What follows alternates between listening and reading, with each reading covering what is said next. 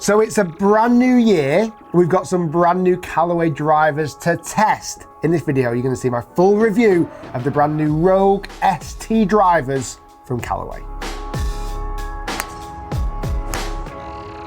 So there's 4 new drivers in the lineup, and I'll come to why they're each slightly different in a moment. But first off, let's talk about the name. We've heard Rogue before. Back in 2018, Callaway brought the Rogue drivers out, and they were actually very successful.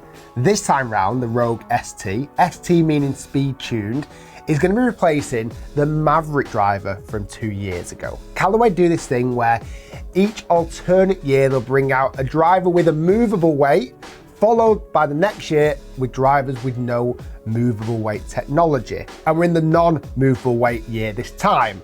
The one that I think is going to be the most popular is this one, the Rogue ST Max. This is a 460cc driver. It's designed for most forgiveness. So if you're out there and you want to be able to get the most forgiveness out of your driver, I think that's where you'll be probably looking. On the side of that, you've got a Max D, which is effectively a driver to help golfers who spray it a little bit more to the right to try and fix that slice. Then you have a Max LS head. This time it's a forgiving driver still, apparently, but with lower spin than the Max. I think this is going to suit a slightly better golfer who wants to keep that forgiveness, but also obviously wants to try and maximize distance. And then finally, and I think this driver, if I'm honest with you, is probably not going to go in the bag of a single average golfer in the world. It's the Rogue ST Triple Diamond LS. Hell of a name. Now this monster is a super low spin driver on paper. So I think for a lot of golfers, low spin will equate to less forgiveness. So in this video, I test every single one of these drivers and give my full honest opinion of what I found. But let's talk looks first, because for me, this is a very classy driver design from Callaway this year. They've gone for a matte black top, which I'm a fan of. It's not for everybody, but I really like the top looking down on the drivers. And they've gone for this kind of gold, black, white color scheme, which I'll be honest with you, looks quite classy. There's been a few drivers that Callaway have brought out recently, even the Epic Speed, which is still in the lineup now, kind of green, yellowy, almost a bit gimmicky colors. Where I honestly think this time the lineup looks very clean and very classy. And that same color scheme rolls into the head cover as well, with kind of black, gray, white and gold. And it would be a really nice head cover, bar having a big number 1 on it. I don't know why, for whatever reason, I feel like a driver just doesn't need a number 1 on it. God, it's a shame. So price-wise, RRP, these are £479 per driver, but in reality, by the time they hit stores, you're probably going to be paying near to £450.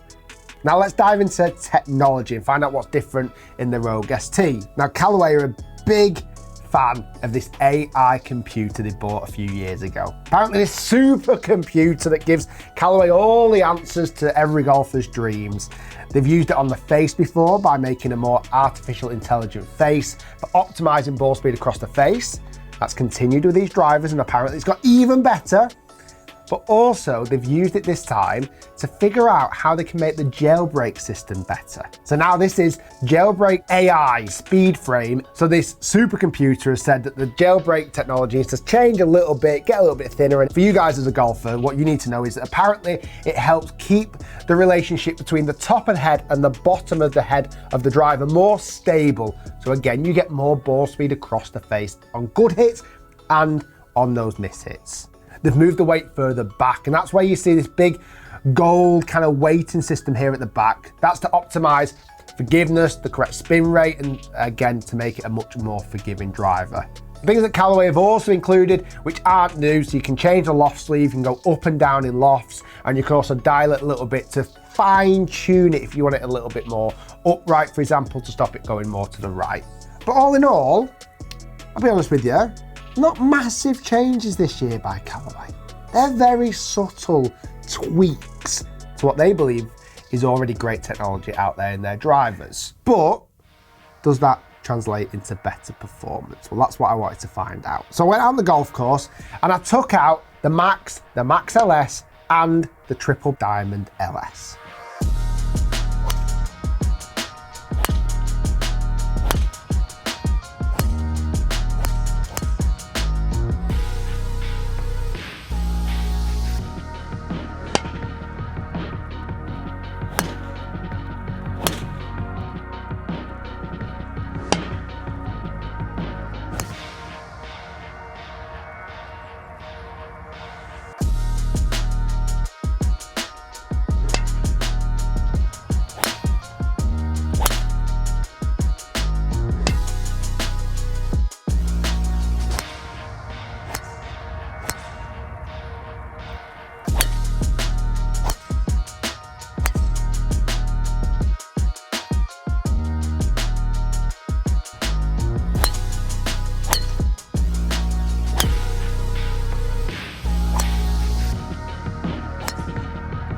So after spending some time whacking all of these three drivers out on the golf course, there's a couple of things I want to pick up on first.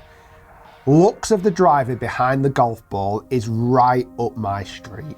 For me, these head shapes this year, certainly I probably swayed a little bit more towards the Max LS. Head shape wise behind the ball was stunning, and I really do like the finish, the matte black top. For me personally, I'm a huge fan of it. And then sound wise, these drivers all sounded good, but also sounded slightly different to each other. For me, the Max version was the loudest. It gave that kind of a bit more of a crack off the head. The Max LS had that tiny bit more of a dead noise. Again, for me personally, I preferred the sound of that Max LS. And then the Triple Black Diamond, even a deader noise.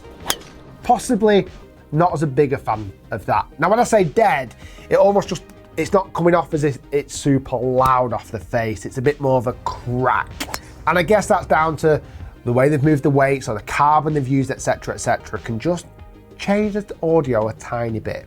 So then let's dive into what I was actually seeing ball flight wise. I'll start off with the Max, the most forgiving driver. It did what it said on the tin. It was definitely very forgiving. It found like that, even when I didn't strike it well, I was looking up and I was seeing a flight that I wanted to see. I would say, and would remove the D-type for a minute, because I'll come on to that, I would definitely see the Max having a little bit of a left tendency, just a touch. The Max LS, again, for me, right where I want it. For me, the flight of it was superb off the tee.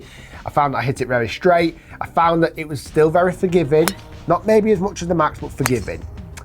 Then moving into the Triple Black Diamond. This is the one I was kind of most concerned about.